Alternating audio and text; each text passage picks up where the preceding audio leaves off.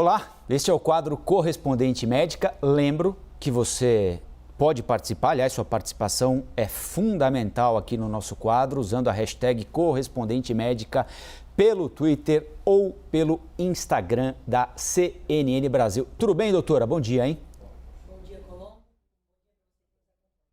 Bom, doutora, nosso primeiro assunto hoje é falta de testes rápidos para detecção da Covid em farmácias de São Paulo. A capital paulista tem registrado um aumento no número de casos da doença desde a semana passada, né? Para que a gente tenha uma ideia, para efeito de comparação, do dia 27 de dezembro até ontem, a cidade divulgou dados diários em 6 ocasiões. Em todas elas foram contados mais de 1.900 casos de infecção pelo novo coronavírus, número que não era atingido desde o dia 18 de outubro. Com isso, aumentou também a procura por testes em farmácias e em hospitais, mas alguns estabelecimentos simplesmente não têm exame à disposição e aí o paciente tem de esperar alguns dias para fazer a testagem. Nós procuramos a Associação Brasileira de Redes de Farmácias e Drogarias e o número de testes feitos em farmácia quase triplicou entre o começo e o final do mês passado. Ou seja, há muitos paulistanos com sintoma, paulistanos e gente que veio passar as festas em São Paulo, né? As pessoas com sintomas gripais sem conseguir testar, sem saber se estão com Covid, se estão com influenza, se estão com os dois vírus ao mesmo tempo, né? Doutora, isso afeta algo que tem sido tratado por vocês especialistas desde o início da pandemia, afeta algo fundamental, que é a relevância de testar para saber o que está acontecendo, onde está acontecendo, como está acontecendo e tratar mesmo que o paciente seja sintomático, né, doutora? Exatamente, Rafael. O que a gente observa? A única forma de conter uma pandemia é a gente detectar os casos positivos e, consequentemente, isolar o paciente. Então, é teste, isolamento e vacina. A gente sempre vai prezar por esses 3 princípios.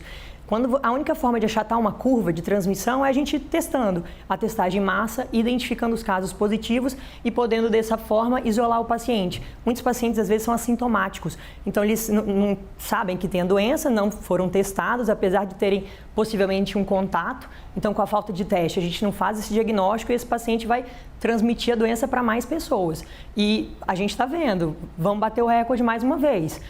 É a doença que mais está transmitindo. A Ômicron é uma explosão de Covid. Então, a gente tem que buscar esses testes o quanto antes, com certeza. É isso. Doutora, muita gente agora... Eu, aliás, estava contando aqui mais cedo, consegui fazer um teste na farmácia lá perto de casa, para mim, para minha filha, para minha esposa, no sábado, né?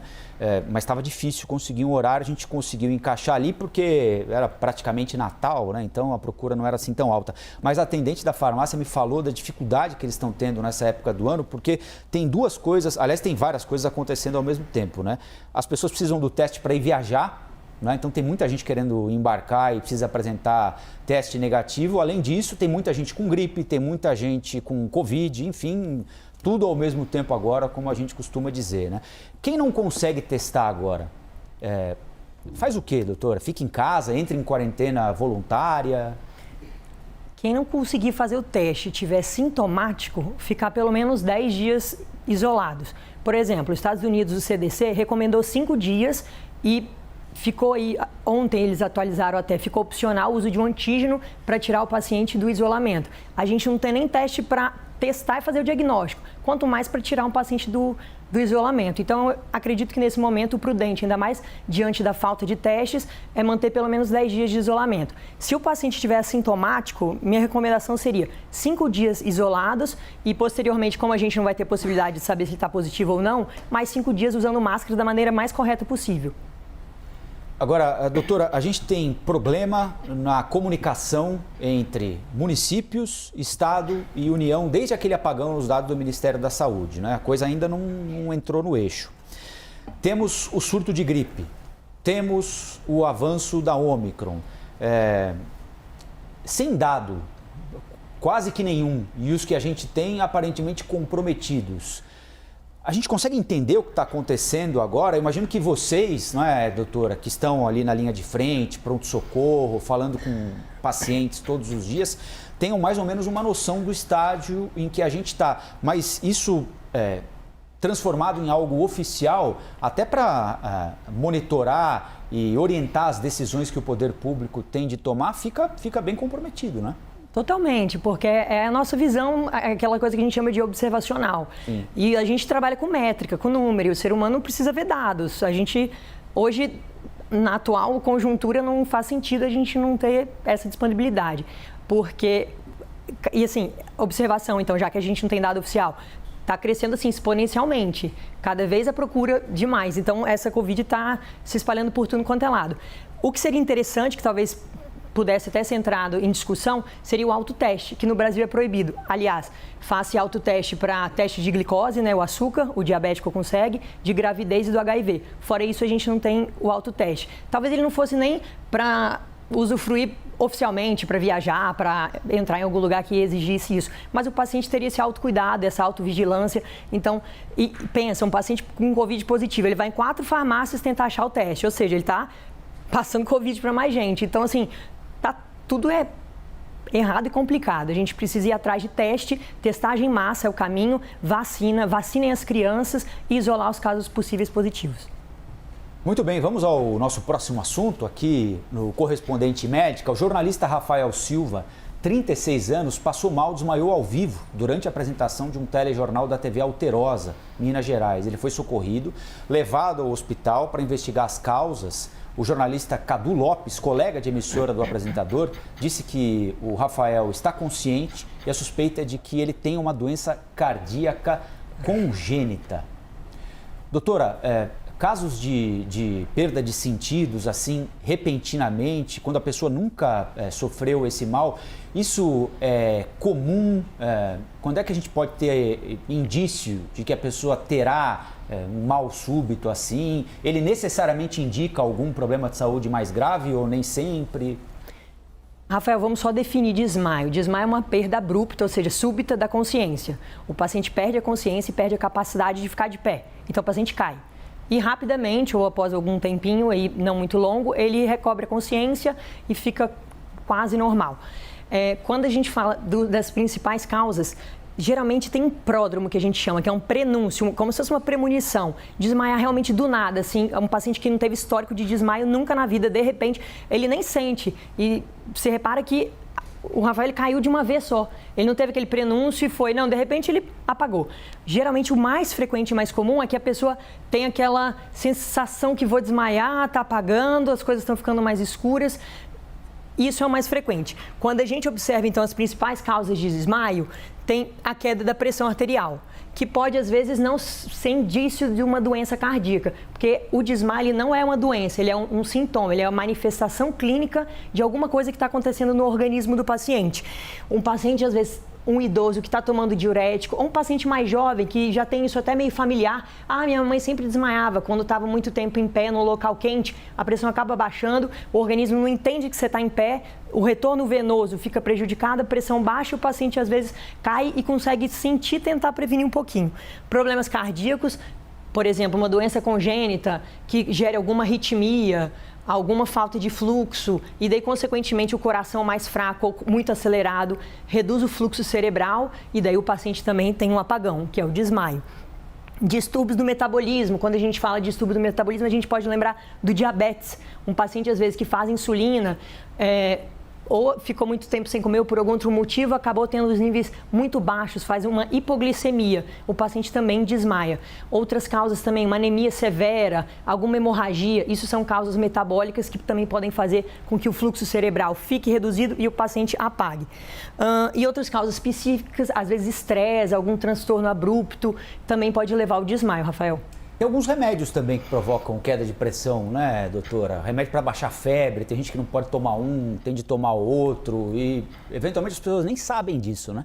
Exatamente. Algumas pessoas têm um pouquinho mais de sensibilidade e o familiar geralmente fala, às vezes é até interessante, no hospital você fala, vou dar um remédio para baixar a febre. Doutor, ele faz pressão baixa, ele fica sonolento, então a gente acaba evitando. Isso pode acontecer, muito comum também, às vezes com diurético, que o diurético é aquele remédio que faz a pessoa, acabando fazendo mais xixi, faz um quadro meio que aí, transitório de desidratação, que também pode ocasionar o apagão.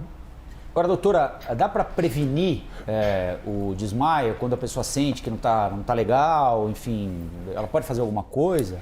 Exatamente. Quando ela consegue fazer essa premonição, esse prenúncio, não estou me sentindo bem, ela já tem que entender que ela vai desmaiar. Então, assim, começou a escurecer a vista, a perna ficar mais fraca, imediatamente procurar algum local para ela sentar. Às vezes não tem cadeira e eu recomendo, inclusive, que é melhor a pessoa sentar no chão do que cair, porque às vezes o principal do apagão, do desmaio, não é nem a causa, o que ocasionou aquele desmaio, mas é o que a pessoa vai... Imagina, ela está andando no meio da rua, está atravessando uma rua e vai desmaiar e no meio da rua cai, quebra, pode ter uma fratura. Então, identificou um desmaio, já tenta avisar alguém que está por perto, já vai sentando e deitando e fica quietinha lá até que as coisas melhorem e ela volte com a consciência normal. E para quem está percebendo ou está vendo que alguém ou está começando a passar mal ou já desmaiou, tem algum primeiro socorro que seja específico para esse momento? Até porque para um leigo é difícil saber o que está acontecendo, né, doutora? É difícil, mas se você observar a pessoa, viu que ela parou de prestar atenção em você, começa a dar indícios que vai cair, cambalhar, você já tenta segurá-la e tenta ajudar a pessoa a sentar. E assim que possível, se às vezes não está deitada, botar sempre o nível da cabeça mais baixo do que o restante do corpo. Então, o ideal realmente é que a gente deite esse paciente, essa pessoa que acabou de desmaiar, e levante as pernas. Porque o que você faz? Quando você levanta a perna da pessoa, um monte de gente pergunta. É interessante vocês saberem isso, até para praticar e poder ajudar quem está do lado. Quando você levanta a perna da pessoa, você mobiliza sangue para parte de cima, né? Porque é só a gente pensar na gravidade. Então, quando o paciente se deita, todo o sangue que está nas pernas dele vai para o coração e, consequentemente, para a cabeça. Então, isso ajuda na recuperação, a depender da causa, claro, né? Muito bem. Doutora, vamos passar para o nosso próximo assunto aqui no Correspondente Médica. Verão aqui no Brasil, muita chuva, né, em diversas regiões. A gente estava falando agora há pouquinho na previsão do tempo, né? Tem previsão de chuva hoje em São Paulo, no Rio, em Brasília. Em São Paulo ontem choveu uma enormidade. Em Salvador, né? Uma tragédia com muitos mortos, desabrigados. E é muito comum a ocorrência de grandes enchentes. Como eu disse, aconteceu já na Bahia, aconteceu em Minas Gerais, aconteceu em Goiás. Dezenas de mortes, muitos desabrigados e depois da chuva, né, doutora, depois da enchente, vem a preocupação pelos riscos que as chuvas podem causar à saúde daquelas pessoas que foram, de alguma forma, contaminadas por aquela água suja, né? A gente fala muito em leptospirose, não é, doutora, nas áreas mais pobres do país. Quais são os principais riscos à saúde de um indivíduo que entra em contato com água de enchente, por exemplo? A gente até trouxe no telão para você que está nos acompanhando entender um pouquinho. Exatamente o que você falou, Rafael, uma das causas principais que a gente se preocupa é a leptospirose. O que é a leptospirose? É uma infecção bacteriana. Essa bactéria, ela sai na urina dos roedores, ratazana, camundongo, rato de maneira geral, e também, inclusive, outros animais, às vezes cachorro, boi, porque a gente tem a impressão que a leptospirose só sai da urina do rato, e não. Às vezes xixi de outros animais também podem trazer essa bactéria, e aí, com a lama, com a enchente, com a água, leva para a casa das pessoas, ou mesmo durante a enchente, as pessoas todas se encostam ali na perna, então através de mucosa e da pele, principalmente através de algum ferimentozinho, mesmo que pequeno e imperceptível, a bactéria pode entrar. Então é importante a gente ter essa leptospirose como um sinal de alerta. A cólera também, que é uma doença que você pode pegar dos alimentos, os alimentos na enchente, vocês viram o caos. Alguém deve conhecer alguém que está sofrendo isso. Ontem, inclusive no Maranhão, tinha amigo nosso, paciente, que ficou preso dentro do cartório com a água acima. Então, não tem como eles não se molharem e nem terem contato com isso. Então, acaba sujando alimento. Isso, inclusive, a gente vai falar também sobre os cuidados depois das enchentes. Então, alimentos contaminados também podem causar doenças, até outras, febre tifoide, a hepatite A também. acidentes. É interessante porque é muito entulho. Então, a pessoa pode se contaminar, às vezes, uma bactéria que está ali naquele metal que está enferrujado, às vezes até metal que não está enferrujado pode conter a bactéria do tétano e animais peçonhentos. Depois que sai a água e seca, eles acabam se escondendo. Então, animais peçonhentos, a gente tem que redobrar o cuidado. Às vezes, olhou, achou que uma cobra, uma jararaca está morta, não mexe, deixa ela quieta lá e sai correndo. O tétano, já falamos, das lesões de metais, o impacto mental.